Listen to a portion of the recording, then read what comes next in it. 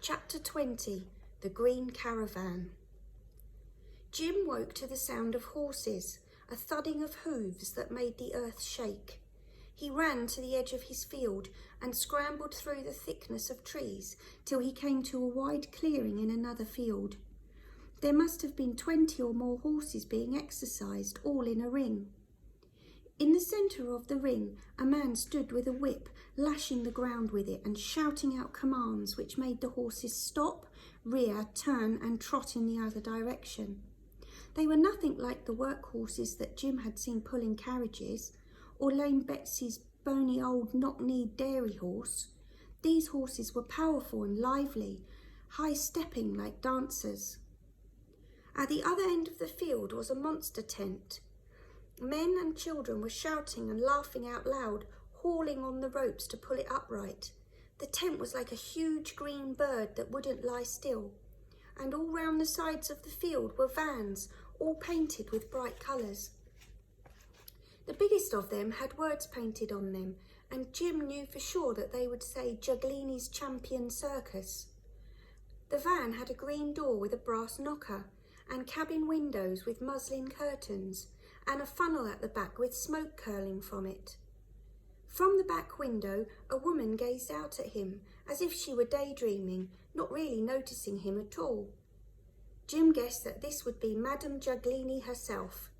He remembered how her children had danced and waved to him from the riverbank, and instinctively he put up his hand to feel for the rope that had tied him round the neck, but he was free of that, forever he hoped. A wonderful smell of cooking arose from the van. Jim couldn't remember when he had last eaten. Whenever it was, it had only been the scraps from Grimy Nick's pockets. As Jim watched the woman disappear and was replaced by 2 small children, Jim recognised them as the 2 younger ones who had been carried on their father's shoulder the day before. They caught sight of him and pointed at him, laughing. The woman opened the door to the van. Her children squirmed onto the step in front of her and giggled at Jim.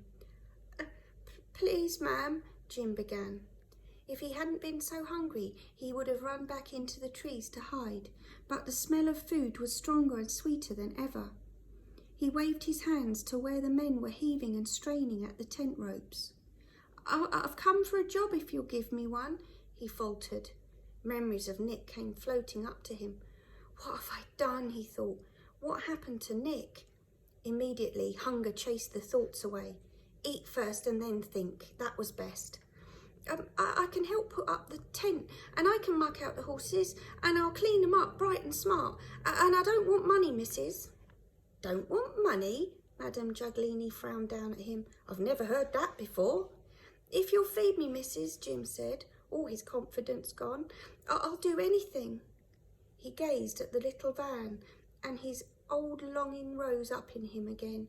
How good it must be to live in this green van with the shining brass knocker on the door and the chimney curling out smoke. He dug his hands deep in his pockets. There was nothing more he could say. A boy came running across the field to the caravan. He stopped short, staring at Jim. Madame Giuglini went back up the steps. Antonio, you bring the boy inside. Jim followed the boy Antonio into the van and gazed around at the bright cushions and curtains, at the small fire crackling in its burner, and at all the neat, shiny fittings. He had never seen anything that looked so much like a home. He was conscious now of his filthy hands and broken blackened nails, and of the tattered state of his clothes. Madame Giuglini gave him some food and watched him while he ate. She knew the white marks round his eyes for what they were. She sighed. We have a busy day. We have a costume to make for the strongest man in the universe.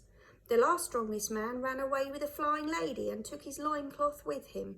Her children giggled. You don't sew, I suppose? She asked Jim. Jim could have told her about the weeks he'd spent making sacks in the workhouse, but he daren't in case it was a trick question. He shrugged. I might be able to, he said. The small children laughed at him. Mr. Giuglini came in, rubbing his hands together, and tousled Jim's hair as if he was quite used to seeing him sitting at his table. A cloud of black dust rose from Jim's head, and Antonio pretended to dodge away from him, coughing. "This boy says he wants a job," his wife said. Mr. Giuglini sat down opposite Jim and stared at him. Then he leaned towards him. "Now tell me true," he asked. "Have you run away from home?" His black eyes seemed to burn right inside Jim's. Jim felt the scorch of tears and tried to rub them away. I used to live on a coal lighter," he said. I think the lighter man might have died, sir. I think he might have got trapped. I did." Madame Giuglini and her husband exchanged glances. "He can whiten the harnesses with Antonio. There's a job. Let's see how well he does it." Giuglini smoothed his moustaches and went quickly out of the van. Jim gazed after him, so many words tumbling about in his head that he couldn't find a single one to say.